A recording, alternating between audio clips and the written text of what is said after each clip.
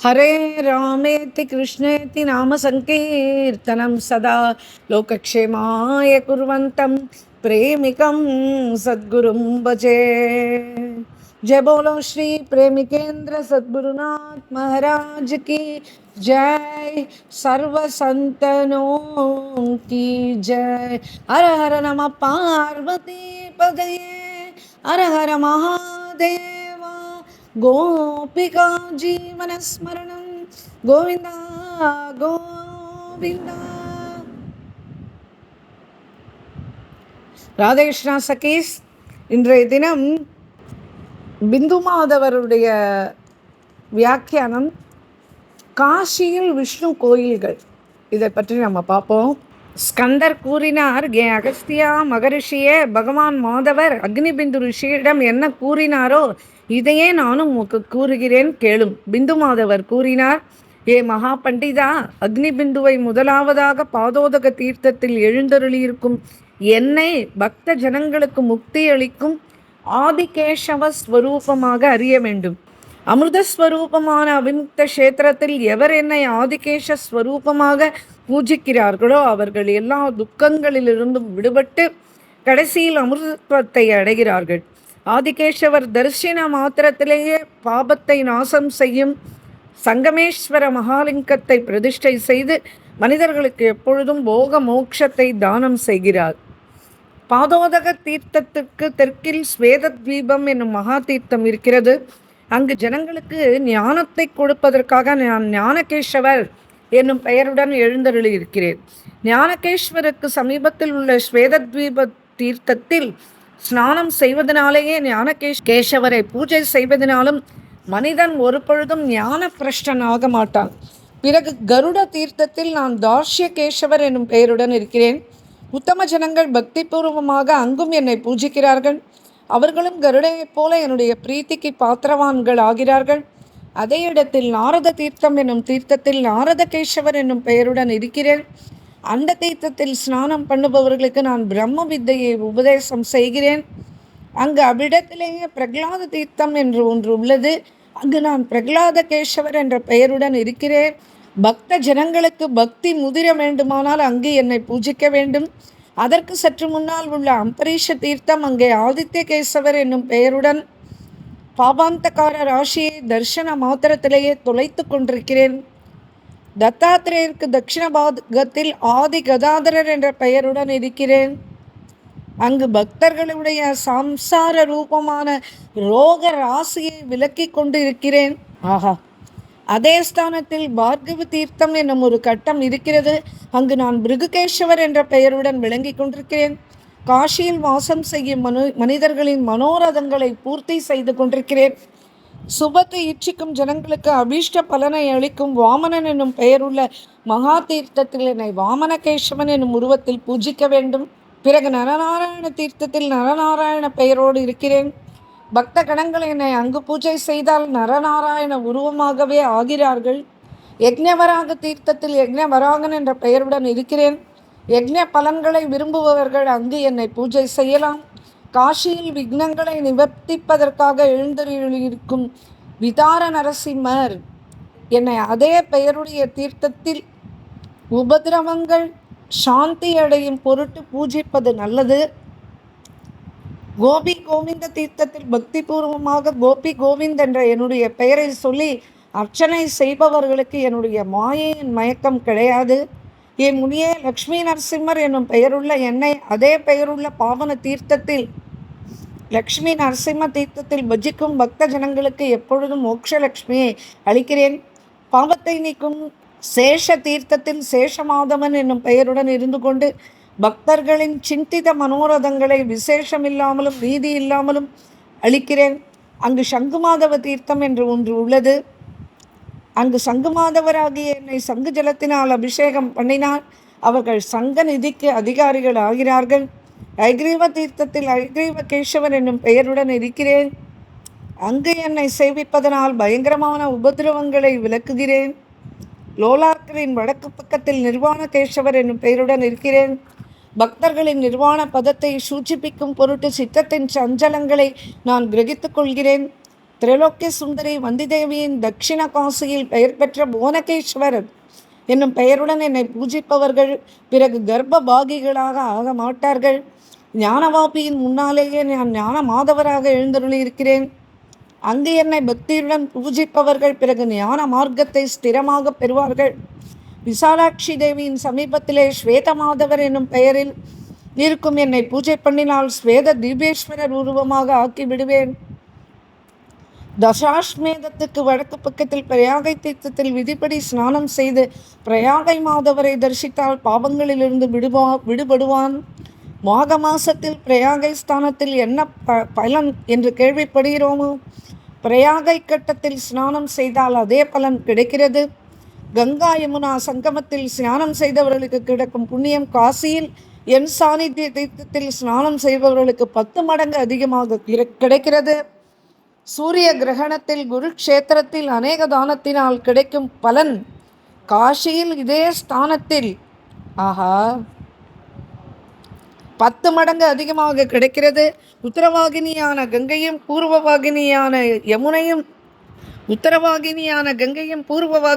யமுனையும் சேரும் சங்கமத்தில் அந்த இடத்தில் ஸ்நானம் செய்தவுடனே பிரம்மஹத்தியான பாவங்கள் விளங்குகிறது. இதை ரகுவம்சத்தில் சீதையிடர் ராமர் கூறுகிறார். சமுத்திரபத்னியோர் ஜலசன்னிவாதே பூதாத்மனாம் எத்திர கிலாபிஷேகாத் தத்வாவ போதேன பினாகி பூயக தனுத்யஜாம் நாஸ்தி ஷரீர பந்தக.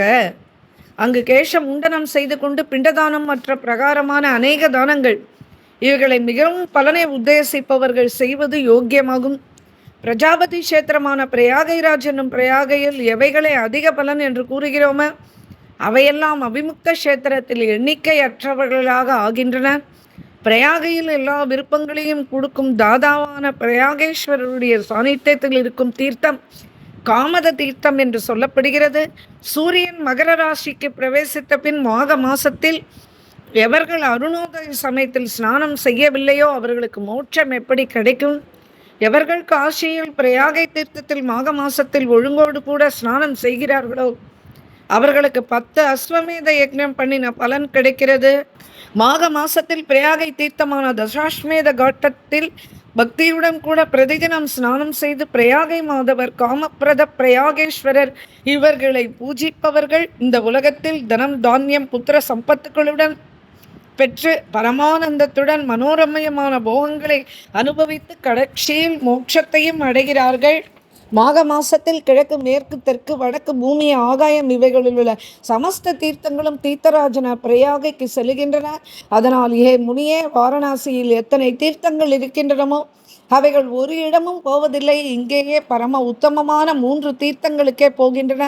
முதலாவது மகாபாதகங்களை நாசம் செய்யும் பரமமங்கலத்தை கொடுப்பதுமான பஞ்சகங்கா காட்டில் உள்ள பஞ்சநாத தீர்த்தத்தில் பிரதிதினம் பிராத காலத்தில் என்னுடைய சமீபத்தில் வருகின்றன. பிறகு பாபங்களை ஹரணம் செய்யும் மாக மாதத்தில் பிரயாகேஸ்வரருக்கு சமீபத்தில் பிரயாகை தீர்த்தத்தில் எனது சமீபத்திலேயே ஸ்நானம் செய்கின்றன. பிறகு எல்லா தீர்த்தங்களும் பிரதிதினமும் மத்தியான வேளையில் முக்தி அளிக்கும் மணிகர் கன்னிகைக்கு ஸ்நானம் செய்ய போகின்றன. சிரேஷ்ட முனியே, அந்தந்த உச்சித சமயங்களில் காசியில் இந்த 3 தீர்த்தங்களும் எப்படி முக்கியத்துவம் ஆகின்றன என்ற ரகசியத்தை விசேஷ ரூபமாக உமக்கு எடுத்து கூறினேன். இப்பொழுது மற்றொரு மிகவும் ரகசியமான விஷயத்தை கூறுகிறேன். இதை கண்ட இடங்களில் கூறக்கூடாது. பக்திமான்களுக்கு அவசியம் கூறலாம், பக்தி இல்லாதவர்களுக்கு ஒரு பொழுதும் கூடக்கூடாது. காசியில் எல்லா தீர்த்தங்களும் ஒன்றை ஒன்று முந்திக்கொண்டு தங்கள் தேஜஸினால் பலம் பொருந்தியவர்களாக பெரிய பெரிய பாவங்களையும் நஷ்டமடைய செய்கின்றன. பிறகு அகஸ்திய தீர்த்தத்துக்கு தென் பக்கத்தில் மிகவும் பவித்திரமான கங்கா கேசவ தீர்த்தம் இருக்கிறது. அது எல்லா பாவங்களையும் சமனம் செய்கிறது. அதே தீர்த்தத்தில் அதே பெயருள்ள மங்களகரமான என்னுடைய மூர்த்தி இருக்கிறது, கங்கா கேசவர். புத்திமான்கள் ஸ்ரத்தையுடன் பூஜை செய்தால் என்னுடைய லோகத்தில் பூஜிக்கப்படுவார்கள். அந்த தீர்த்தத்தில் பிண்டதானம் செய்து தன்னால் இயன்ற மட்டும் தானங்கள் செய்வதால் 100 வருஷங்கள் பித்திருக்களுக்கு திருப்தி ஏற்படுகிறது. வைரோச்சனேஸ்வரருக்கு கிழக்கு பக்கத்தில் நான் வைகுண்ட மாதவர் என்ற பெயருடன் இருக்கிறேன். அங்கு பக்தி பாவத்துடன் என்னை பூஜை செய்தால் வைகுண்ட லோகத்தில் என்னை பூஜை செய்த பலன் கிடைக்கிறது. வீரேஸ்வரருக்கு மேற்கு பக்கத்தில் வீரமாதவர் என்ற பெயருடன் இருக்கிறேன். அங்கு ஒருவர் விரதமிருந்து எனக்கு பூஜை செய்தால் அவர்கள் யம யாதனையை அனுபவிக்க மாட்டார்கள். காலபைரவருக்கு பக்கத்தில் காலமாதவர் என்ற பெயருடன் இருக்கிறேன். அந்த ரூபத்தில் என்னை பூஜித்த பக்தர்களுக்கு மறுபடியும் வாழ்க்கையில் கலியும் காலனும் துக்கம் கொடுக்க மாட்டார்கள். மார்கழி மாசத்து சுக்ல ஏகாதசி என்று உபவாசமிருந்து இரவு கண் விழித்து பூஜிப்பவர்களுக்கு யமராஜருடைய முகத்தை பார்க்க வேண்டி வராது. புலஸ்தேஸ்வரருக்கு தட்சிண பாகத்தில் நான் நிர்வாண நரசிம்ம ரூபத்தில் இருக்கிறேன். அந்த மூர்த்தியை வணங்கும் பக்தர்கள் நிர்வாண பதத்தை அடைகிறார்கள். ஓம்காரேஸ்வருடைய கிழக்கு பாகத்தில் மகாபல நரசிம்மருடைய உருவரில் இருக்கிறேன். அங்கு என்னை பூஜிக்கிறவர்கள் யமராஜருடைய மகாபலிஷ்டரான தூதர்களை பார்க்க மாட்டார்கள். சண்ட பைரவருக்கு கிழக்கு பாகத்தில் பிரச்சண்ட நரசிம்மர் என்ற உருவில் இருக்கிறேன். பிரச்சண்ட நரசிம்மரை பூஜிப்பதனால் பிரச்சண்ட பாபங்களிலிருந்து விலகி நிஷ்பாபிகளாக ஆகிறார்கள். தேகலி விநாயகருடைய கிழக்கு பாகத்தில் மகத்தான பாப ரூபமான யானைகளின் மஸ்தகத்தை பிளந்து எரியும் கிரீசர் என்ற ரூபத்துடன் நான் விளங்குகிறேன். பிதாமகேஸ்வரருக்கு பின்பக்கம் மகா பயங்கர நரசிம்மர் என்ற பெயருடன் பக்தர்களுடைய பயத்தை ஹரணம் செய்து கொண்டிருக்கிறேன். கமலேஸ்வர சிவனுடைய மேற்கு பக்கத்தில் உக்ர நரசிம்மராக இருக்கிறேன். ஸ்ரத்தையோடு பூஜித்தால் மகா உக்ரமான பாவ ராசிகளை விளக்குகிறேன். ஜுவாலாமுகியின் சமீபத்தில் ஜுவாலாமாலி என்னும் பெயருடன் இருக்கிறேன். அங்கு என்னை பூஜித்தவுடன் பாவக்குவியல்களாகிய துரும்புகளை எரித்து விடுகிறேன். எங்கு காசியை ரட்சிப்பதில் ஜாக்கிரதையான புத்தியுடைய கங்காள பைரவர் இருக்கிறாரோ அங்கே நான் தைத்திய தானவர்களை ரட்சிக்கும் கோலாகல நரசிம்மர் என்ற பெயருடன் இருக்கிறேன். இப்படி பெயர் வருவதற்கு என்ன காரணம் என்றால் என்னுடைய பெயரை சொன்ன உடனே பாபங்கள் குழப்பம் அடைய தொடங்கிவிடும். அங்கே பக்தி பூர்வமாக என்னை அர்ச்சனை செய்தால் ஒரு விதமான இடையூறுகளோ உபாதைகளோ அவனுக்கு ஏற்படாது. நீலகண்ட மகாதேவருக்கு பின்புறம் நான் விட்டங்க நரசிம்மர் என்ற பெயருடன் இருக்கிறேன். அவரை ஸ்ரத்தையுடன் பூஜிப்பவர்கள் பயமில்லாமல் இருப்பார்கள். இந்த விட்டங்க நரசிம்மர் எங்கே இருக்கார் அப்படின்னா கேதாரேஸ்வரர் கோயிலுக்கு பின்னாடி அந்த படிக்கட்டு இறங்கி கங்கைக்கு போகிறோம் இல்லையா, அதுக்கு லெஃப்டில் இருப்பார், செவுத்துலேயே. அனந்தேஸ்வரருக்கு சமீபத்தில் அனந்த வாமனன் என்னும் மூர்த்தியாக இருக்கிறேன். அங்கு பூஜை செய்தால் பக்தர்களுடைய எண்ணிக்கற்ற குறைகளை நீக்குகிறேன். பக்தர்களுக்கு தயிரும் சாதமும் அளிக்க வல்லர். ஆஹா, ததிவாமனன் என்னும் என்னுடைய பெயரை ஸ்மரித்த மாத்திரத்திலேயே ததிவாமனா ததிவாமனா ததிவாமனா. ஒருவன் தரித்திரன் ஆக மாட்டான். திரிலோச்சனுக்கு வடக்கு பக்கத்தில் திருவிக்கிர ரூபமாக இருக்கிறேன். அங்கு பூஜை செய்வதால் லக்ஷ்மியை அளிப்பேன். அவர்களுடைய பாவத்தை தொலைப்பேன். அசுர அரசனான பலியினால் பூஜிக்கப்பட்ட பலிவாமனன் என்ற பெயருடன் பலிபத்ரேஸ்வருடைய கிழக்கு பக்கத்தில் இருக்கிறேன். அந்த மூர்த்தியை வணங்குகின்ற பக்தர்களுடைய பலத்தை அதிகரிக்கிறேன்.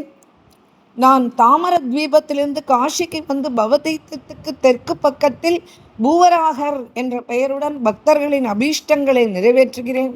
பிரயாகேஸ்வரருக்கு பக்கத்தில் பூவராகராக இருக்கிறேன். ஏ தபஸ்வின், நான் தரணீவராகர் என்ற பெயருடன், அதாவது பூவராகர் என்ற பெயருடன் பிரயாகேஸ்வரருக்கு பக்கத்திலேயே இருக்கிறேன்.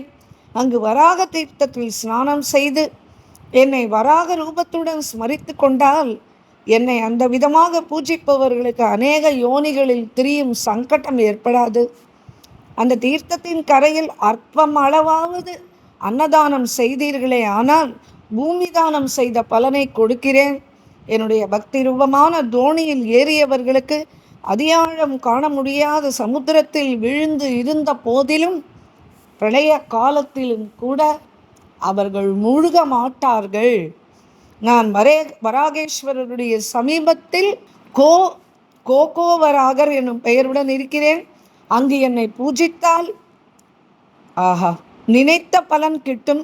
என்னுடைய 500 மூர்த்திகளாக நாராயண ஸ்வரூபமாகவும், ஒரு 100 க்ஷீரசாகர சாயியாகவும், 30 கூர்ம அவதாரமாகவும், 20 மத்ஸ்ய அவதாரமாகவும், 108 கோபால ஸ்வரூபமாகவும், ஆயிரக்கணக்கான பௌத்த ரூபமாகவும், 30 பரசுராம ஸ்வரூபமாகவும், 101 ராமஸ்வரூபமாகவும் நான் காஷியில் இருக்கிறேன்.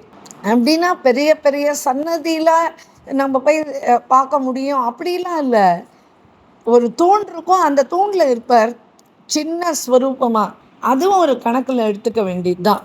மேலும் முக்தி மண்டபத்தின் மத்தியில் விஷ்ணு ஸ்வரூபமாக தனியாக இருக்கிறேன். என் முனியே விஸ்வேஸ்வரர் என்னிடம் மிகவும் சந்தோஷித்து எனக்கு இடம் அங்கு கொடுத்திருக்கிறார். என்னுடைய 60 லட்சம் மனுஷரர்கள் நாராயண ஸ்வரூபமாக சக்கரமும் கதையும் தரித்து கொண்டு இந்த க்ஷேத்திரத்தை 4 பக்கமும் ரட்சிக்கிறார்கள். இந்த விஷயங்களையெல்லாம் கேட்டு அக்னி பிந்து ரிஷி சந்தோஷத்தினால் புலகாங்கிதம் அடைந்தார். பிறகு அந்த புத்திமான் பகவானிடம் கேட்டார், ஏ பிரபோ, தங்களுடைய பக்தர்களின் நன்மையின் பொருட்டு என்னுடைய சந்தேகத்தை விளக்கும் பொருட்டு தாங்கள் மூர்த்திகளின் பேதங்களை வர்ணியுங்கள். ஏ அனந்தா, தங்களுடைய மூர்த்திகள் எத்தனை இருக்கின்றன? அவைகள் எல்லாவற்றையும் நான் எவ்விதம் அறிய முடியும்? அதையும் கூறுங்கள் என்றார். தபோநிதியான அக்னிபிந்து ரிஷியினுடைய அந்த வார்த்தைகளை கேட்டு பகவான் விஷ்ணு மேலும் கூறத் தொடங்கினார். பகவான் விஷ்ணு கேசவன் முதலிய தனது 24 தத்துவங்கள் நிறைந்த நாமங்களை கேட்டு மனிதர்கள் முக்தி அடைவதற்காக, அதாவது யமராஜனின் மந்தையில் மேய்க்கும் பசுக்கூட்டங்களாக ஆகிவிடாமல் இருக்கும் பொருட்டு சொல்லத் தொடங்கினார். ஏ மகாபிராக்ஞா அக்னிபிந்து முனியே, நான் உன்னிடம் கூறுகிறேன் கேள். முதலாவது வலதுபுறத்தின் மேல் இருக்கும் கை, பிறகு இடதுபுறத்தின் மேல் இருக்கும் கை, பிறகு கீழே தொடங்கும் இடது பக்கத்து கை, பிறகு கீழே தொங்கும் வலது கை. இந்த கிரமத்தில் சங்கு, சக்கரம், கதை, பத்மம் இவைகளால் அலங்கரித்து விளங்கும் உருவத்தை கேசவமூர்த்தி என்று நீங்கள் அறிந்து கொள்ள வேண்டும். இந்த மூர்த்தியை பூஜிப்பதால் சந்தேகமில்லாமல் வாஞ்சித பலன்கள் உடனே கிடைக்கும். இதே முறை மாறி மேற்கையில் சங்கு சக்கரம், கீழ்கையில் கதை பத்மம் இருந்தால் அது மதுசூதன மூர்த்தி என்று அறிய வேண்டும். அவரை சேவிப்பதனால் சத்துருக்களின் விநாசம் ஏற்படுகிறது. எந்த மூர்த்தியில் முறையே சங்கு, பத்மம், சக்கரம், கதை என்று மாறி இருக்கிறதோ அது சங்கிருஷ்ண மூர்த்தி என்று அறிய வேண்டும். அவைகளை பூஜிப்பதனால் ஜீவன் ஜென்ம பாத்திரமாகாது. சங்கும் கதையும் சக்கரமும் பத்ம முகமாக மாறியிருக்கும் மூர்த்தியே தாமோதர மூர்த்தி என்று அறிய வேண்டும். இவரை பூஜித்தால் அளவில்லாத கோதனம், புத்திரதனம், தனதானியம் எல்லாம் கிடைக்கும். வாமனமூர்த்தி சங்கம், சக்கரம், பத்மம், கதை இவைகளால் லட்சியப்படுத்தப்பட்டிருக்கும் இந்த மூர்த்தியை கொண்டாடி பூஜிக்கும் வீடுகளில் அவர் செழிப்பான தனத்தை கொடுப்பார். என்னுடைய எந்த மூர்த்தியில் பாஞ்சஜன்யம் என்ற சங்கமும் கதையும் பத்மமும் சுதர்சன சக்கரமும் கிரமமாய் இருக்குமோ அது பிரத்யும்ன மூர்த்தியாகும். இதை பூஜிப்பதனால் செழிப்பான தனலாபம் உண்டாகும். விஷ்ணு முதலிய இந்த 6 மூர்த்திகளும் மேல் தூக்கி இருக்கும் இடது கையிலிருந்து சிருஷ்டி முறையாக சொல்லப்பட்டது. அதை ஸ்மரித்த மாத்திரத்திலேயே பாபராசிகள் ஓடி விடுகின்றன. சங்கு, சக்கர, கதா, பத்மத்துடன் கூடின விஷ்ணு மூர்த்தியை பூஜை செய்வதனால் மனிதன் ஸ்ரீமான் ஆகிறான். இவைகளுடன் சோபித்தமான மாதவ மூர்த்தி சம்பத்தை அளிக்கிறார். சங்கம், பத்மம், சக்கரம், கதை இவைகளுடன் கூடின அனிருத்த மூர்த்தியை தியானம் செய்தால் சித்தி கிடைக்கும். புருஷோத்தம மூர்த்தியும் சங்கும், சக்கரமும், பத்மம், கதையுடன் கூட இருக்கிறது. ஏ முனியே, சங்கம், சக்கரம், பத்மம், கதையுடன் கூடின மூர்த்தி ஜென்ம துக்கத்தை போக்கும் அதோக்ஷஜ மூர்த்தியாகும். மேலும் சங்கம், கௌமோதகி என்னும் கதை இவைகளுடன் கூடின மூர்த்தி ஜனார்தன மூர்த்தியாகும். சிருஷ்டி கிரமப்படி கீழே கோவிந்தன் முதலிய 6 மூர்த்திகளின் பேதங்களாகும். முன்பு கூறிய கிரமத்தை அனுசரித்து கோவிந்த மூர்த்தி சங்கம், சக்கரம், பத்மம், கதை இவைகளை தரித்து கொண்டிருக்கிறது. லக்ஷ்மிக்காக சங்கம், சக்கரம், பத்மம், கதை இவைகளுடன் கூடின திருவிக்கிரமமூர்த்தி பூஜிக்க தகுந்தது. மேலும் சங்கம், பத்மம், சக்கரம், கதை இவைகளுடன் கூடின ஸ்ரீதர மூர்த்தி ஸ்ரீ ஆகிய லக்ஷ்மியின் லாபார்த்தம் இவை பூஜிக்க தகுந்தவை. ரிஷிகேஷ மூர்த்தியில் மேற்குறிப்பிட்ட கிரமப்படிக்கு சங்கம், கதை, சக்கரம், பத்மம் இவைகளுடன் கூட விளங்குகிறது. சங்கம், சக்கரம், பத்மம், கதை இவைகளை தரித்து கொண்டிருக்கும் மூர்த்தி நரசிம்ம மூர்த்தியும் ஆகும். சங்கம், கதை, பத்மம், சக்கரம் இவைகளை தரித்து கொண்டிருப்பது அச்சுத மூர்த்தியும் ஆகும். இப்பொழுது கீழே உள்ள வலது கை கிரமப்படிக்கு வாசுதேவர் முதலிய 6 மூர்த்திகளை பற்றி சொல்லப்பட்டுள்ளது. சங்கம், சக்கரம், கதை, பத்மம் இவைகளுடன் கூடின மூர்த்தியை பத்மநாபர் என்று அறிய வேண்டும். சங்கம், சக்கரம், பத்மம், கதை இவைகளால் பூர்ணமான மூர்த்தி ஹரியினுடையதாகும். இந்த மூர்த்தி பாபங்களை அபகரிக்கிறது. கிருஷ்ணனுடைய மூர்த்தியும் சங்கம், கதை, பத்மம், சக்கரம் இவைகளுடன் கூட விளங்குகிறது. ஏ மகா தபஸ்வியே, நான் என்னுடைய எல்லா மூர்த்தி பேதங்களையும் வர்ணித்து விட்டேன். மனிதர்கள் அறிந்து துதித்தால் நிச்சயமாக புத்தியும் புக்தியும் முக்தியும் கிடைக்கும். ஸ்கந்தர் கூறினார், இப்படியாக பகவான் விஷ்ணு அக்னி பிந்து முனியிடம் இந்த எல்லா விஷயங்களையும் கூறிக்கொண்டிருக்கும் அதே வேளையில் பக்ஷம் என்னும் சிறகுகளால் விபக்ஷிகளாகிற சத்துருக்களை சிதறித்து விடும் பக்ஷிராஜனாகிய கருடன் வருவது தெரிந்தது. அவர் மிகவும் சந்தோஷத்துடன் விளங்கி மிகவும் வேகமாக பகவான் திரிலோச்சனனுடைய வருகையை பற்றி தெரிவித்தார். இந்த வார்த்தையை கேட்ட ரிஷிகேஷர் பதட்டத்துடன் மகாதேவர் எங்கே என்று வினறினார். கருடர் கூறினார், பாருங்களேன், இதோ ரிஷபத்வஜம் வருகிறதல்லவா, அந்த துவஜத்தில் ஜுவலிக்கின்ற ரத்னங்களின் ஒளியினால் ஆகாசமும் பூமியும் ஒளி பிழம்பாய் திகழ்கின்றன பாருங்கள். அதன் பிறகு புண்டரீகாட்சனான விஷ்ணு பகவான் திரிநேத்திரருடைய ரிஷபத்வஜத்தோடு கூடின ரத்தம் வருவதை பார்த்தார். அதனை தரிசித்த யாவருமே கண்கள் படைத்த பலனை பெற்றார்கள். கோட்டி சூரியர்களுடைய கிரணங்களை மாலையாக அலங்கரித்த மாதிரி அந்த ரத்தம் திக்மண்டலங்களை சோபித்து கொண்டு வந்தது. அதற்கு 4 பக்கங்களும் தேவதைகள் தங்கள் விமானங்களினால் வான வீதியை நெருக்கி அடித்து கொண்டு வந்து கொண்டிருந்தார்கள். அவர்களுடைய அநேக விதமான வார்த்தைகளின் துவனிகளால் பர்வதத்தின் குகைகள் எதிரொலிக்கின்றன. வித்யாதரர்களால் சிதறப்பட்ட பாஞ்சாலின் சுகந்தம் 4 பக்கமும் வீசியது. அப்பொழுது சங்குசக்கர கதாதாரியாக பகவான் விஷ்ணு சந்தோஷத்தினால் புலகாங்கிதமடைந்த சரீரத்துடன் கூட தள்ளி இருந்தே வணங்கி வரவேற்பு கூற ஆசைப்பட்டார். பிறகு சந்தோஷத்தையும் முக்தியையும் அளிக்கும் பகவான் அக்னிபிந்துவிடம் கூறினார், முனியே, இந்த என்னுடைய சுதர்சன சக்கரத்தை உனது வலது கையினால் தொடு என்றார். இப்படி சொல்லி முடித்ததுமே அக்னிபிந்து ரிஷி சுதர்சனத்தை தொட்டார். உடனே ஸ்ரீமன் நாராயணனுடைய பரம அனுகிரகத்தினால் அவரே சுதர்சனனாகிவிட்டார், அதாவது திவ்ய ஞானியாகிவிட்டார். இப்போது ஸ்கந்தர் கூறுவார், ஏ அகஸ்தியா, இதற்கு பிறகு அந்த அக்னிபிந்து மாதவரை சேவித்ததனால் ஜோதி ரூபமாகி கௌஸ்துபதாரியினுடைய ஜோதிமயமான ஷரீரத்தில் கலந்து விட்டார். ஏ கும்பமுனியே, எவர் தன்னுடைய மனதை பிந்து மாதவருடைய சரணங்களில் மொய்க்கும் வண்டாக ஆக்கிக் கொள்கிறார்களோ அவர்கள் எல்லோரும் அக்னி பிந்துவுக்கு சமானமாக ஆகிவிடுகிறார்கள். இதில் கொஞ்சம் கூட சந்தேகமே இல்லை. காஷியில் எப்பொழுதும் வசிக்கின்றவர்கள் பகவான் பிந்து மாதவரை தரிசித்துவிட்டு இந்த விருத்தாந்தத்தையும் கேட்பார்களானால் அவர்கள் சம்சாரத்தை வேகத்தில் ஜெயிக்கிறார்கள்.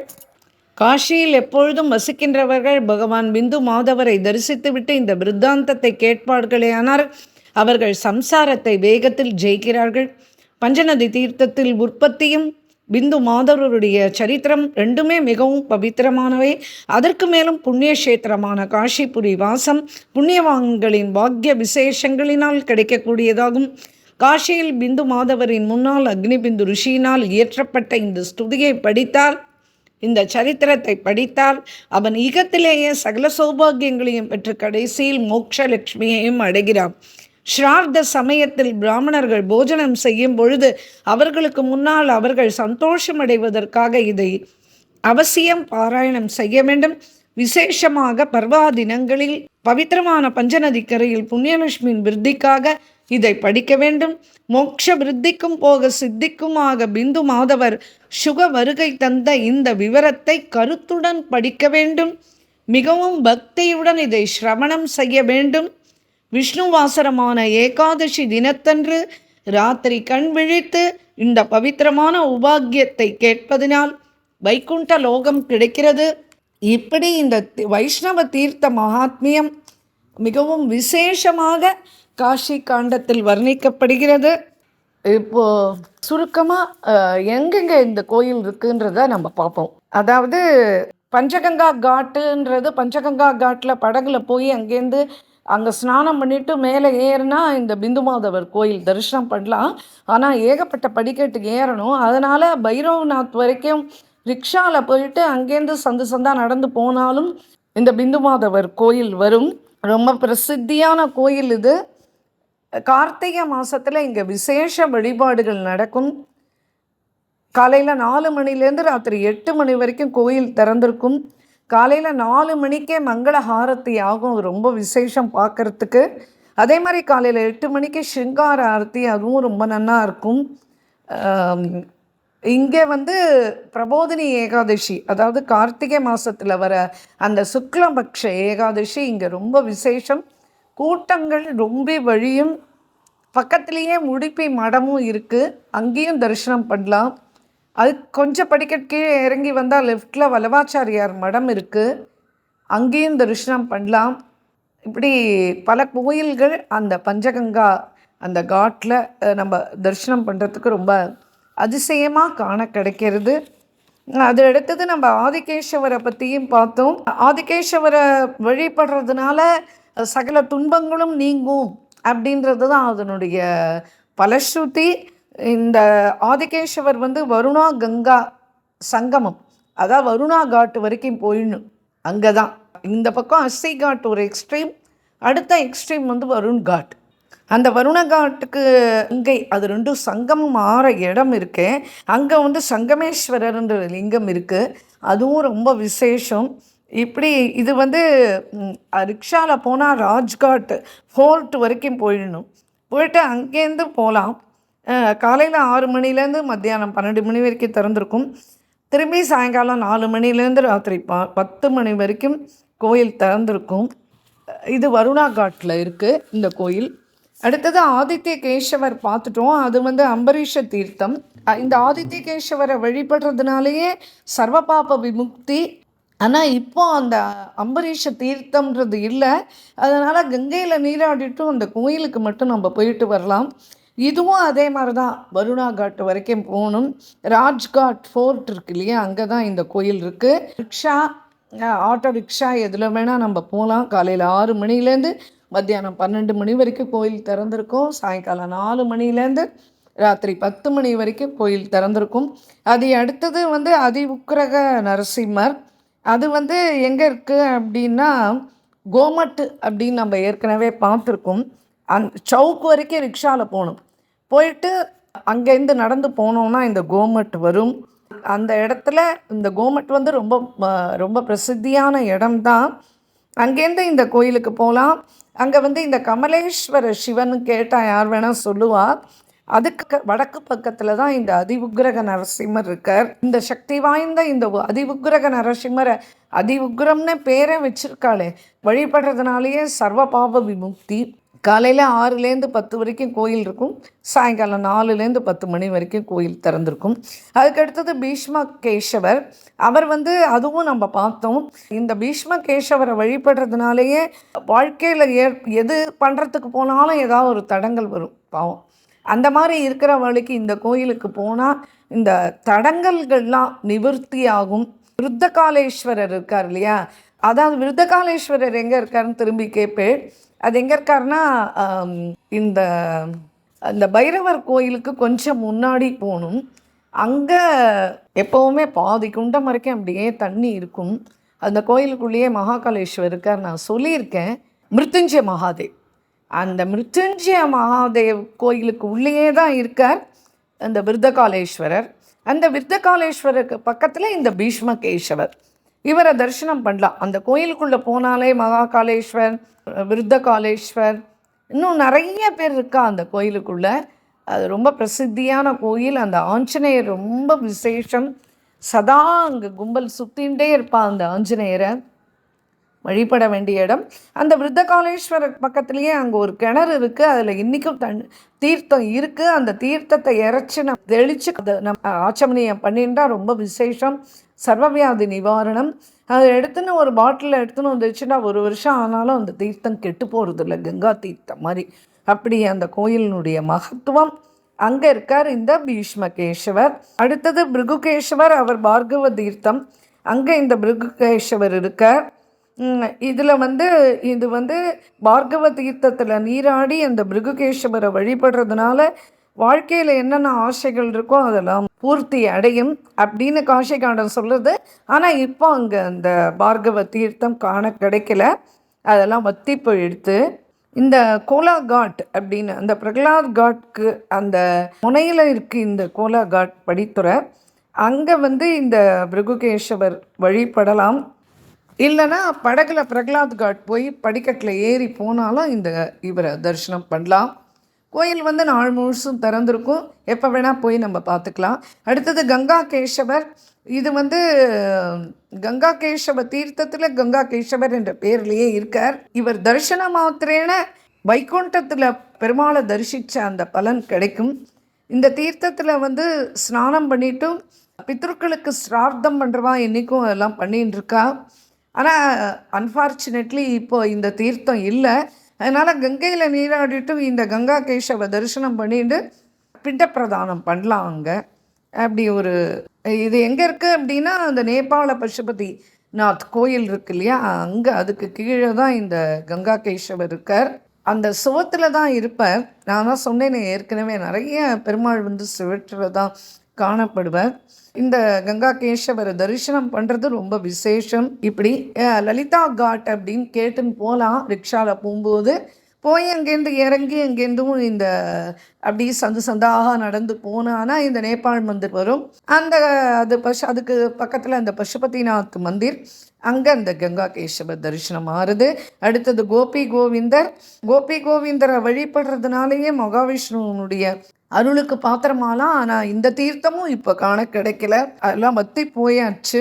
இது வந்து பிர்லா சம்ஸ்கிருத வித்யாலயான்னு இருக்குது.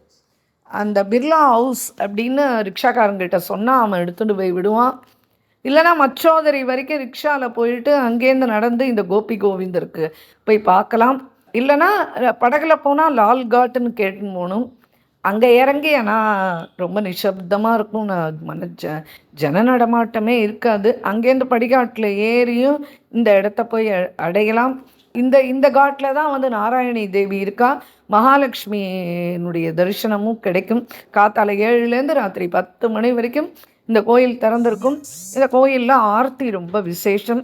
அதுக்கடுத்தது ஞானகேசவர், அதுவும் நம்ம ஏற்கனவே பார்த்துட்டோம். இந்த ஞானகேசவர் வந்து ஸ்வேத தீபம் அப்படின்னு ஒரு தீர்த்தம் இருக்குது. ஆனால் இப்போ அந்த தீர்த்தம் காண கிடைக்கல. இந்த ஞானகேசவரை வந்து வழிபடுறதுனால கல்வி கேள்வியில் ரொம்ப சிறந்து விளங்கலாம். அதுக்கு பதிலாக நம்ம கங்கையிலேயே ஸ்நானம் பண்ணிவிட்டு இந்த ஞானகேஸ்வரை வெறும் தரிசனம் மட்டும் பண்ணிட்டு வரலாம். இதுவும் வந்து இந்த ஆதிகேசவர் கோயில், அந்த ராஜ்காட் ஃபோர்ட் சொன்னோம் இல்லையா, அது வரைக்கும் ஆட்டோ ரிக்ஷாவில் போயிட்டு அப்படியே தரிசனம் பண்ணிக்கலாம். காலையில் 6லேருந்து மத்தியானம் 12 மணி வரைக்கும் கோயில் திறந்திருக்கும். சாயங்காலம் திரும்பி 4லேருந்து ராத்திரி 10 மணி வரைக்கும் பார்க்கலாம். அடுத்தது ஞான மாதவர். அவர் வந்து ஞானவாபிக்கு முன்னாடி இருக்கார். இந்த ஞான மாதவர் அப்படின்று காசி விஸ்வநாதர் கோயிலுக்குள்ளேயே தான். என்ன அப்படின்னா, இவரை வழிபடுறதுனால நல்ல ஞாபக சக்தி இருக்கும், சிறந்த அறிவாற்றல் இருக்கும். அப்புறம் வந்து இந்த அக்ஷயவடத்துக்கு பக்கத்தில் தான் இருக்கார் இந்த ஞான மாதவர். விஸ்வேஸ்வரர் கோயிலுக்கு போகிற வழி தானே, அதனால் அது ஒன்றும் பெருசாக கஷ்டமாக இருக்காது கண்டுபிடிக்கிறது. அதுக்கு அடுத்தது ஐக்ரீவகேசவர் வந்து ஐக்ரீவ தீர்த்தம். ஆனால் அந்த தீர்த்தம் இப்போ இல்லை, எல்லா தீர்த்தங்களுமே இதுவாகிடுது. இந்த ஐக்ரீவகேசவர் நமஸ்காரம் பண்ணுறதுனால ஐக்ரீவருடைய கிருப்பை கிடைக்கும் அப்படின்னு சொல்கிறா. இது வந்து எங்கே இருக்குன்னா, பதைனின்னு ஒரு இடம் இருக்குது. அங்கே வந்து ஆனந்தமயி ஹாஸ்பிட்டல், அந்த இடத்துக்கு வரைக்கும் ஆட்டோ காரு அதில் வேணால் போகலாம். அங்கே வந்து இந்த ஐக்ரீவகேசவரை தரிசனம் பண்ணலாம். அந்த சோனார்புரா அப்படின்னு சொல்லிட்டு, அந்த சோனார்புராக்கு பக்கத்தில் தான் இந்த ஹாஸ்பிட்டல் வரும். அதுக்கும் முன்னாடியே இருக்கும் இந்த ஐக்ரீவகேசவர். அப்புறம் ஐக்ரீவ யோகினின்னு அந்த ஐக்ரீவகேசவர் பக்கத்துலேயே இருக்குது. ரொம்ப விசேஷம். கோயில் வந்து காலையிலேருந்து ராத்திரி வரைக்கும் திறந்து தான் இருக்கும். அதுக்கடுத்தது வந்து கோலாகல நரசிம்மர். இவர் வந்து என்னத்துக்கு பிரசித்தம் அப்படின்னா, இது வரைக்கும் பண்ணியிருக்கிற பாவம்லாம் வந்து தீர்ந்து போயிடும். கங்கையில் குளித்தா எப்படியோ அந்த மாதிரி இந்த கோலாகல நரசிம்ம தரிசனமும் அதே தான். இது வந்து அதி உக்கிர நரசிம்மர் சொன்னோம் இல்லையா, அதுக்கு பக்கத்தில் தான் இருக்கார். அதான் அந்த நரசிம்ம மடம் சொன்னோமே, இந்த சித்தி விநாயகருக்கு பக்கத்தில், அந்த நரசிம்ம மடத்துக்குள்ளே தான் இந்த கோலாகல நரசிம்மரும் இருக்கார். காலையில் 4லேருந்து ராத்திரி 11 மணி வரைக்கும் கோயில் திறந்திருக்கும். இந்த நரசிம்ம மட்டுன்னு கேட்டுன்னு போயிடலாம். என்னென்னா சவுக்கு வரைக்கும் தான் ரிக்ஷா போகும், அதுக்கப்புறம் அங்கேயே நடந்து கேட்டுன்னு தான் போகணும். அப்புறம் அடுத்தது லக்ஷ்மி நரசிம்மர். லக்ஷ்மி நரசிம்மர் தீர்த்தம் இப்போ கிடையாது. இந்த லக்ஷ்மி நரசிம்ம தரிசனம் மாத்திரேன்னு வாழ்க்கையில் எல்லா விதமான நலம், அப்புறம் மறுபிறவி கிடையாது அப்படின்றா இந்த லக்ஷ்மி நரசிம்மரை தரிசனம் பண்ணுறவாளுக்கு. எங்கே இருக்குது அப்படின்னா, இந்த ராஜ் மந்திர் இருக்குது இல்லையா, அங்கே வந்து ஒத்தைக்கண் அனுமான்றது அந்த ஊரில் ரொம்ப ஃபேமஸ்ஸு. அந்த ஒத்தைக்கண் அனுமான் கோயிலுக்கு உள்ளே தான் இந்த லக்ஷ்மி நரசிம்மர் இருக்கார். அது யார்கிட்டயே கேட்டு நம்ம போகணும் அப்படின்னா, சோதினி வித்யா மந்திர் எங்கே இருக்குதுன்னு கேட்டுக்கலாம். அந்த காய் காட்டுக்கு பக்கத்தில் இருக்குது இது. இல்லைன்னா இதில் காய் காட் வரைக்கும் போயிட்டு படகுல காய்காட்டில் இறங்கி வந்து படிக்கட்டு ஏறி இங்கே கேட்டுட்டு போய் பார்க்கலாம் இந்த கோயில். காலையில் 6 மணிலேருந்து மத்தியானம் 12 மணி வரைக்கும் கோயில் திறந்துருக்கும். திரும்பி மத்தியானம் 4 மணிலேருந்து ராத்திரி 10 மணி வரைக்கும் இந்த கோயில் திறந்திருக்கும். அதுக்கடுத்தது வந்து மகாபல நரசிம்மர். இவர் வந்து ஓம்காரேஸ்வரர் இருக்கார் இல்லையா, அந்த ஓம்காரேஸ்வரருக்கு கிழக்கு பக்கம் இந்த மகாபல நரசிம்மர் இருக்கார். இது என்ன அப்படின்னா, எப்படியா பிரயத்தனப்பட்டு இந்த நரசிம்மரை தரிசனம் பண்ணிட்டோம் அப்படின்னா அவளுக்கு வந்து யம தூதர்கள் கண்ணில் படமாட்டா அப்படின்னு. இது வந்து இந்த காமேஸ்வரர் கோயில்னு இருக்குது திருலோச்சனுக்கு நார்த்தில். இல்லைன்னா நம்ம போட்டில் போனால் பிரகலாத் காட் போய் அந்த பிரகலாத் காட்டில் இறங்கி அங்கேருந்து போயிடலாம். இல்லைனா மச்சோதரை வரைக்கும் வந்து அந்த பிர்லா ஹாஸ்பிட்டல் ஏற்கனவே சொன்னோம் இல்லையா, அங்கே இறங்கிக்கலாம். இறங்கி அங்கேருந்து சந்து சந்தாக நடந்து போகணும். காலையில் 5லேருந்து மத்தியானம் 12 மணி வரைக்கும் கோயில் திறந்துருக்கும். திரும்பி சாயங்காலம் 5லேருந்து ராத்திரி 9:30 வரைக்கும் இருக்கும். அதுக்கப்புறம் நரநாராயணர் வந்து நாராயண தீர்த்தத்தில் தான் நரநாராயணர் இருக்கிறதா காஷி காண்டத்தில் இருக்குது. ஆனால் இந்த நாராயண தீர்த்தமும் இப்போது இல்லை. அதனால் நரநாராயணரை போய் தரிசனம் பண்ணால் அவள் வந்து மகாவிஷ்ணுக்கு சமானமாக எழுவா அப்படின்றா. இது எங்கே இருக்குது அப்படின்னா மேதா காட் அப்படின்ற இடம். அந்த இடத்துல இந்த பத்ரி நாராயணர்ன்ற பேரில் தான் இருக்கார். திருலோச்சன் கோயில் வரைக்கும் ரிக்ஷாவில் போயிட்டு அப்புறம் அங்கேருந்து போகலாம். கோயில் வந்து ஃபுல் டே திறந்து தான் இருக்கும். அதுக்கு அடுத்தது நாரதகேசவர்.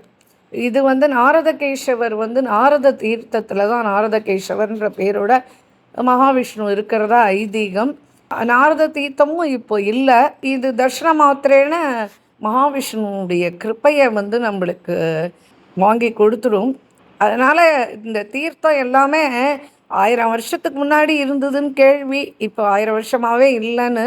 அதனால் கங்கையில் ஸ்நானம் பண்ணிட்டு இவளை தரிசனம் பண்ணணுன்னா இந்த மகாவிஷ்ணு இதுவாக போகணுன்னா அந்த மாதிரி எல்லா மகாவிஷ்ணுவையும் ஒரு நாள் ஒரு ஏகாதசி அன்னைக்கு போய் பார்க்கணுன்னு வச்சுட்டு அதுக்கு ஒரு ஆட்டோ அமர்த்திண்டு அப்படி போகலாம். எழுதி வச்சுக்கணும் எதுக்கப்புறம் எது பார்க்கணும் அப்படின்றத. போட்டில் போனால் பிரகலாத் காட்டு. பிரகலாத் காட்டில் வந்து அந்த ஷீத்லா கோயில் ரொம்ப ஃபேமஸ். அந்த ஷீத்லா கோயில் காட்டில் இறங்கினோடனே அந்த ஷீத்லா கோயிலுக்கு எதிர்க்க பிரகலாதேஸ்வரர் கோயில்னு இருக்குது. இல்லைன்னா நம்ம ரிக்ஷாவில் போகணுன்னா அந்த ஷௌராகா வரைக்கும் போயிட்டு அங்கேருந்து நடந்து போகணும். இந்த கோயிலும் நாள் முழுக்க திறந்திருக்கும். அதுக்கப்புறமா பிரச்சண்ட நரசிம்மர். இது வந்து இந்த பிரச்சண்ட நரசிம்மர் வந்து சண்ட பைரவருக்கு ஈஸ்டில் இருக்க. பிரச்சண்டம் அப்படின்னா பெரிய அப்படின்னு தான் அதுக்கு அர்த்தம், பிக்குன்னு அர்த்தம். பெரிய பெரிய பாவங்கள்லாம் பண்ணிவிட்டு காஷிக்கு வரவா கங்கையில் ஸ்நானம் பண்ணிட்டு இந்த பிரச்சண்ட நரசிம்மரை தரிசனம் பண்ணால் எல்லா பெரிய பெரிய பாவங்கள்லாம் போயிடும் அப்படின்பா. இது எங்கே இருக்குது அப்படின்னா அசிகாட்டில் வந்து ஜெகநாத் கோயில் இருக்குது. அந்த ஜெகநாத் மந்திர் வரைக்கும் நம்ம வந்து இதில் போயிடலாம், ரிக்ஷாவில் போயிடலாம். அதுக்கப்புறம் கேட்டுட்டு நடந்து தான் போகணும். அது காலைல 6 மணிலேருந்து மத்தியானம் 12 மணி வரைக்கும் கோயில் திறந்திருக்கும். சாயங்காலமும் 4லேருந்து 9 வரைக்கும் திறந்திருக்கும். அப்புறம் பிரகலாத கேசவர். இந்த பிரகலாத தீர்த்தத்தில் தான் இந்த பிரகலாத கேசவர் இருக்கார். ஆனால் இந்த பிரகலாத தீர்த்தமும் இப்போது இல்லை. இதுவும் பார்க்க வேண்டிய ஒன்று. அதுவும் இதே பிரகலாத் காட்டு தான். இந்த பிரகலாத் காட்டில் போனால் இந்த 2-3 இது பார்த்துடலாம். இந்த பிரகலாதேஸ்வரர் கோயில் இருக்குதுன்னு சொன்னோம் இல்லையா, அந்த கோயிலுக்கு உள்ளே தான் ஒரு செவரில் இருக்கார் இவர். அதனால் இல்லைன்னா சௌராகா வரைக்கும் ரிக்ஷாவில் போயிட்டு அங்கேருந்தும் நடந்து போகலாம். படிக்கட்டு ஏறி பிரகலாத் காட்டில் இறங்கி படிக்கட்டு ஏறியும் போய் பார்க்கலாம். காலையில் 6லேருந்து மத்தியானம் 11 மணி வரைக்கும். திரும்பி சாயங்காலம் 1 மணி நேரம் திறந்து வச்சுருப்பா, 6லேருந்து 7 அவ்வளோதான். அதுக்கப்புறம் பிரயாக மாதவர். இந்த பிரயாக தீர்த்தத்தில் ஸ்நானம் பண்ணிவிட்டு இந்த பிரயாக மாதவரை தரிசனம் பண்ணலாம். இந்த பிரயாக தீர்த்தம் எங்கே இருக்குது அப்படின்னா தசாஸ்மேத காட்டுக்கு நார்த்தில் இருக்குது. அப்புறம் இதே மாதிரி இந்த தரிசனம் மாத்திரேன்னா பாபங்கள்லாம் போகிறது. இப்போ தனியாக அங்கே போய் யார்கிட்டயாவது விசாரித்தா அந்த பிரயாக தீர்த்தம் இப்போ எதுவும் இங்கே எங்கம்மா இங்கே கங்கையில் குளிச்சுட்டு போயிடுங்கன்னு தான் சொல்கிறா. தனியாக ஒன்றும் தெரியல. ஆனால் அந்த தசாஸ்வமேத காட்டில் தான் அது இருக்குது. இவ்வளவு காட் இருந்தாலும் அதில் வந்து ரொம்ப முக்கியமானது வந்து அஷி காட், தசாஸ்வமேத காட், மணிகர்ணிகா காட், பஞ்சகங்கா காட், வருண் காட் இதெல்லாம் தான். அதனாலேயே வரவாலாம் ஸ்ரார்த்த கர்மா பண்ணுறவா அந்த பிண்டம் போடுறது எல்லாமே இந்த 5 காட்டில் தான். காலக்கிரமேண பல நூற்றாண்டுகளாக இப்படி தான் நடந்துன்னு வருது. அதுக்கப்புறம் அந்தந்த ராஜாக்கள் வந்து அவாவா கட்டின காட்டு அப்படின்னு நிறைய காட்டு இருக்குது. அதனால் இந்த பிரயாக தீர்த்தத்தில் ஸ்நானம் பண்ணணும் அப்படின்னு நினச்சா தசாஸ்வமேத காட்லேயே ஸ்நானம் பண்ணிடலாம். மாக மாதம் இங்கே ரொம்ப விசேஷம் பண்ணி பிரயாக மாதவரை தரிசனம் பண்ணலாம். அதனால் வந்து இகத்துக்கு வேண்டியதெல்லாம் கிடைக்கும். தனம், தானியம், மகிழ்ச்சி, சந்தோஷம் எல்லாமே கிடைக்கும். நல்ல குடும்பம் எல்லாம் கிடைக்கும் அப்படின்னு சொல்லிட்டு சொல்கிறா. இது வந்து ராம் மந்திர் காம்ப்ளெக்ஸ்னு இருக்குது தசாஸ்வமேத காட்டில். அங்கே போனால் இந்த பிரயாக மாதவரை பார்க்கலாம். ஆனால் சில பேர் என்ன சொல்கிறா அப்படின்னா அங்கே வராக மூர்த்தி இருக்கார். அந்த வராக மூர்த்தி தான் இந்த பிரயாக மாதவர் அப்படின்னும் சொல்கிறா. இது காலையில் 5 மணிலேருந்து மத்தியானம் 12 மணி வரைக்கும், அப்புறம் மத்தியானம் சாயங்காலம் 4லேருந்து ராத்திரி 9 மணி வரைக்கும் இந்த கோயிலில் தரிசனம் ஆறுது. இதுக்கப்புறமா நம்ம பார்க்க வேண்டியது வந்து ஸ்வேத மாதவர். ஸ்வேத மாதவர் வந்து விசாலாட்சி தேவிக்கு பக்கத்துலேயே இருக்கார். இந்த ஸ்வேத மாதவர் வந்து தரிசனம் பண்ணால் அவளுக்கு வந்து பகவத் பிராப்தி கிடைக்கும் அப்படின்றா. இது எங்கே இருக்குது அப்படின்னா மீர்காட்டில் அந்த பெரிய அனுமான் டெம்பிள். அந்த அனுமான் கோயிலுக்கு உள்ள அந்த அனுமான் பெரிய அனுமான் விக்கிரகம், அதுக்கு எதிர்க்க இந்த ஸ்வேத மாதவர் இருக்கார் அப்படின்னு சொல்லிட்டு.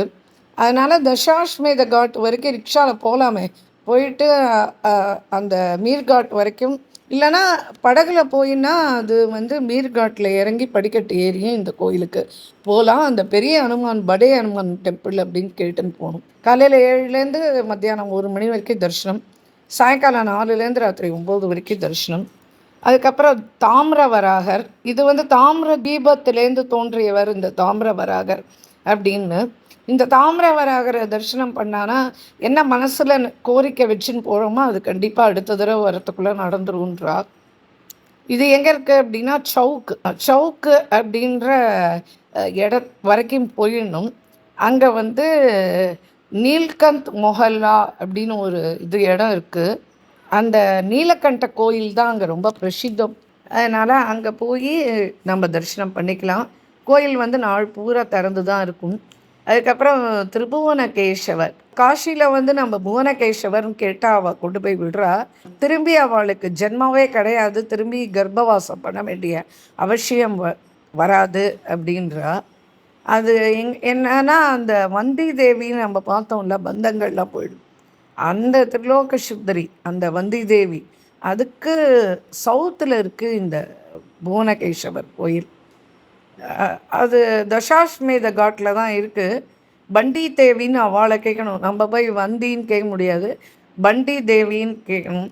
அப்படி கேட்டால் அந்த ரிக்ஷாக்காரன் கரெக்டாக எடுத்துன்னு போய் விடுறான். இந்த தரணி வராக ரொம்ப விசேஷம். சில பேர் இவரே தான் பிரயாக மாதவர்னு சொல்கிறா. ஆனால் போய் தரிசனம் பண்ணிவிட்டு நம்ம வரலாம். கோயில் வந்து காலையில் 8லேருந்து 11 மணி வரைக்கும் திறந்துருக்கும். அதுக்கப்புறம் மூடிட்டானா நாள் பூரா அந்த கம்பி கதவு வழியாக வேணால் நம்ம பார்க்கலாம். இதுக்கப்புறமா திருவிக்கிரமர், அந்த திரிலோச்சன் சொன்னோம் இல்லையா, திரிலோச்சனேஸ்வர், அதுக்கு நார்த்து சைடில் இருக்கிற அந்த மகாவிஷ்ணுவுக்கு பேர் தான் திருவிக்கிரமர். பாபங்கள்லாம் போய் நல்ல செல்வத்தையும் கொடுக்கக்கூடியவர் இந்த திருவிக்கிரமர். இது வந்து திரிலோச்சனேஸ்வரர் கோயில் எங்கன்னு கேட்டுண்டு இந்த மச்சோதரி வரைக்கும் போகலாம். அந்த பிர்லா ஹாஸ்பிட்டல் வரைக்கும் போயிட்டு ரிக்ஷாவில், அதுக்கப்புறம் அவள் அங்கேருந்து சந்தோஷமாக போனால் இந்த கோயில் வரும், திரிலோச்சனேஸ்வரர் கோயில். அந்த கோயிலுக்குள்ளேயே தான் இருக்கார்.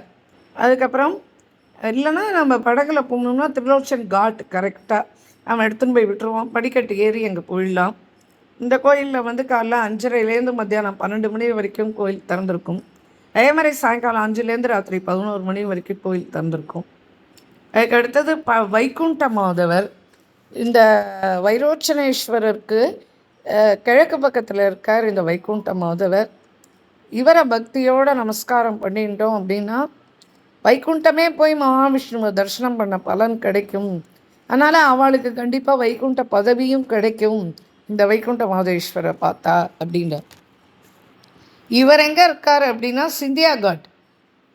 இந்த சிந்தியா காட்டில் ஹரிச்சந்திரேஸ்வரர்னு ஒரு லிங்கம் இருக்குது. அதுக்கு பக்கத்தில் அதுனா இல்லைன்னா சவுக்கு வரைக்கும் ரிக்ஷாவில் போயிட்டு அங்கேருந்து இந்த சங்கடாதேவி கோயில் வழியாக நடந்தும் இந்த கோயிலுக்கு வரலாம். அதுக்கப்புறம் வாமனகேஸ்வரர், அது வாமன தீர்த்தம். ஆனால் அது தீர்த்தம்லாம் இப்போ இல்லை. அங்கே தான் இந்த வாமனகேஸ்வரர் இருக்கார். இந்த வாமனகேஸ்வரை நமஸ்காரம் பண்ணால் எல்லா விதமான நல்லதும் நடக்கும். திருலோச்சன் அந்த கோயில் வரைக்கும் நம்ம போகணும். அதான் அந்த மச்சோதரி வரைக்கும் போய் அந்த பிர்லா ஹாஸ்பிட்டல் இருக்க அது வரைக்கும் போயிடலாம் ஆட்டோவில். அதுக்கப்புறம் நடந்து நடந்து கேட்டுன்னு தான் போகணும். இல்லைன்னா படகுல போனால் திருலோச்சன் காட்டுன்னு அழகாக கேட்டுன்னு அங்கே இறங்கிட்டு படிக்கட்டு ஏறி இந்த பகவானை பார்க்கலாம். அட்சய திருத்தியை அன்னைக்கு இந்த இடத்துல நிறைய உள்ளூர் வாசிகள் அத்தனை பேரும் கூடுவா. வெண்ணெய் சமர்ப்பணம் பண்ணுவா இந்த வாமனகேஸ்வரை தரிசனம் பண்ண. இந்த காலையில் 5 மணிலேருந்து 1 மணி வரைக்கும் கோயில் திறந்திருக்கும். அதே மாதிரி மத்தியானம் 3லேருந்து ராத்திரி 9 வரைக்கும் திறந்திருக்கும். அதுக்கப்புறம் வீரமாதவர், வீரேஸ்வரர் இருக்கார் இல்லையா, அதுக்கு வடக்க இருக்கிறவர் தான் இந்த வீரமாதவர். வீரமாதவரை போய் நம்ம தரிசனம் பண்ணால் யமவாதனைக்கு ஆளாக மாட்டா அப்படின்றார். ஆத்ம வீரேஸ்வரர் கோயில் கதவு இருக்குல்ல, அதுக்கு பக்கத்துலேயே இருக்கார் இந்த வீரமாதவர். இன்னொரு மாதவரும் அங்கேயே இருக்கார். அது ஜன்னல் வழியாக தான் தரிசனம் பண்ண முடியும். அதனால் இந்த ஆத்ம வீரேஸ்வரர் கோயில் போயிட்டு அதான் சவுக்கு வரைக்கும் ரிக்ஷாவில் போயிட்டு அந்த சங்கடாதேவி கோயில் வழியாக நடந்து போகணுன்னா இந்த கோயில் வந்துடும். அதுக்கு அடுத்தது விதர நரசிம்மர் அப்படின்னு சொல்லிட்டு இவர் விதர தீர்த்தத்தில் இருக்கார். ஆனால் இந்த தீர்த்தம் இப்போ இல்லை. இந்த நரசிம்மரை தரிசனம் பண்ணுறதுனால எல்லா தடங்கல்களும் வாழ்க்கையில் முற்று பெறும். இந்த பிரகலாத் காட், அது நம்ம படகுல போய் பிரகலாத் காட்டில் இறங்கி எது படிக்கட்டு வழியாக ஏறி போகலாம். இல்லைன்னா அதே பிர்லா ஹாஸ்பிட்டல் மச்சோதரி வரைக்கும் ரிக்ஷாவில் அப்படியே இந்த கோயிலுக்கு போகலாம். இது காலையில் 4 மணிக்கே திறந்துருவா. 12 மணி வரைக்கும் இந்த கோயில் இருக்கும். அதே மாதிரி சாயங்காலம் 4லேருந்து ராத்திரி 9 வரைக்கும் இருக்கும். இந்த கோயிலில் தான் நரசிம்ம ஜெயந்தி உற்சவம் ரொம்ப அமக்களமாகப்படும். இந்த வைசாக சுக்ல திரையோதசி அன்னைக்கு இங்கே உள்ளூர் ஜனங்கள் அத்தனை பேரும் கூடி நரசிம்ம ஜெயந்தி கொண்டாடுவா இந்த விதர நரசிம்மர்கிட்ட. அதுக்கப்புறம் விட்டங்க நரசிம்மர் அப்படின்னு இந்த விட்டங்க நரசிம்மரை நமஸ்காரம் பண்ணுறதுனாலேயே எவ்வளவு குழப்பம் இருந்தாலும் எல்லாம் நீங்கி மனசில் ஒரு உறுதி அது வரணும் இல்லையா, அது வரும். அது எங்கே இருக்குது அப்படின்னா கேதார் காட்டில் போயிட்டு இந்த கேதாரேஸ்வர் காட்டு அந்த படிக்கட்டு கேதார் காட்டில் இறங்கி அந்த படிக்கட்டு ஒரு 10-15 படிக்கட்டு ஏறணுன்னா ரைட் சைடில் செவுத்தில் இருப்பார் இந்த விட்டங்க நரசிம்மர். ரொம்ப விசேஷம். இல்லைன்னா கேதாரேஸ்வரர் கோயிலுக்கு போனோம் அப்படின்னா அந்த கேதாரேஸ்வரர் கோயிலுக்கு உள்ள கடைசியில் பின்னாடி அந்த படிக்கட்டு வரும். கங்கா ஹாரதி பார்க்குறதுக்காக இறங்கணும். அந்த படிக்கட்டு இறங்கும் போது லெஃப்டில் பார்த்தா அந்த லெஃப்டில் இந்த விட்டங்க நரசிம்மர் ரொம்ப அழகாக தென்படுவார். எல்லாரும் அங்கே விளக்கேற்றி வச்சு நமஸ்காரம் பண்ணுறது உண்டு. ரொம்ப பிரசித்தமான நரசிம்மர் இவர். ஏன்னா எல்லாருமே தரிசனம் பண்ணுற மாதிரி அந்த கேதார் காட்லேயே அந்த படிக்கட்டில் இருக்கிறதுனால ரொம்ப விசேஷம். அதுக்கு அடுத்தது யக்ஞவராகர் தரிசனம் பண்ணாலேயே யாகம் பண்ண பலன் கிடைக்கும் அப்படின்னு சொல்லிட்டு சொல்கிறா. இது எங்கே இருக்குது அப்படின்னு கேட்டோன்னா ஸ்வரலினேஸ்வரர் அப்படின்னு சொல்லிட்டு அந்த கோயிலுக்கு பக்கத்தில் இருக்குது. ரிக்ஷாவில் போய் போகலாம். இல்லை பஞ்சாக்னி அகட் காட்டுன்னு அந்த காட்டு வரைக்கும் போய் படகுல போய் படிக்கட்டு ஏறியும் போய் தரிசனம் பண்ணலாம். இப்படி காசியில் இருக்கிற எல்லா விஷ்ணு மூர்த்தங்கள் எல்லாத்தையும் இன்னைக்கு ஏகாதசி அதுவுமா ஸ்மரிச்சுக்கிற, அதுவும் இந்த ஏகாதசி ரொம்ப விசேஷமான ஏகாதசி. இந்த ஏகாதசியில் ஸ்மரிச்சுக்கிற பாக்கியம் ரொம்ப சந்தோஷமாக இருக்குது. எல்லாருக்கும் இந்த காஷிக்கு போகும்போது இந்த தரிசனம் எவ்வளவு மூலியமாக அத்தனை மகாவிஷ்ணு அவ மூர்த்திகளை நம்ம தரிசனம் பண்ணிட்டு வரலாம். இதோட மகாவிஷ்ணு கோயில்கள் இது முடியறது. இதுக்கப்புறமா அடுத்தது நம்ம இன்னும் கொஞ்சம் சில தீர்த்த கட்டங்கள் பார்க்கணும். அது ஒரு எபிசோடு வரும். அதுக்கப்புறம் முக்கியமான ஈஸ்வரர் லிங்கங்கள் அது அது இன்னும் கொஞ்சம் முக்கியமானதெல்லாம் இருக்குது. அது ஒரு இது வரும். அதுக்கப்புறம் பைரவரோடு முடிச்சுக்கிறோம். அஷ்ட பைரவர் போட்டுட்டு அதோட காஷி காண்ட முடியும். நம பார்வதி பதையே அரஹர மகாதேவா. கோபிகா ஜீவனஸ்மரணம் கோவிந்தா கோவிந்தா. जय बोलो श्री प्रेमिकेंद्र सद्गुरुनाथ महाराज की जय. सर्व संतनों की जय. राधेकृष्ण.